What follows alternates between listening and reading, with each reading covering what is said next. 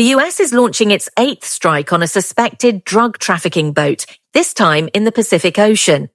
Secretary of War Pete Hegseth says 2 narco-terrorists were killed in this one, no US forces hurt. He says the boat was operated by a designated terrorist organization. National correspondent Griff Jenkins with me here now in Washington. Hi Griff, hi Aisha.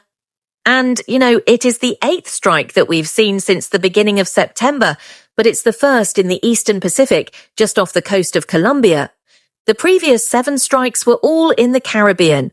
Now, Secretary of War Hegseth says the vessel was struck yesterday while being operated allegedly by a designated terrorist organization. Posting this video you see here in Adding This, the vessel was known by our intelligence to be involved in illicit narcotics smuggling, was transiting along a known narco-trafficking transit route, and carrying narcotics.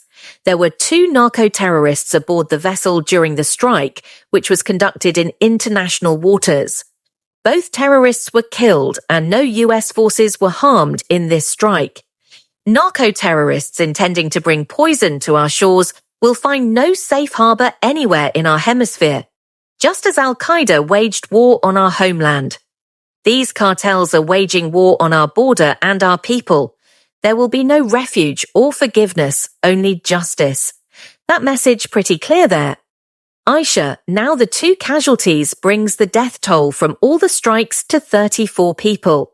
And it comes as President Trump asserts that the US is engaged in a, quote, armed conflict with drug cartels.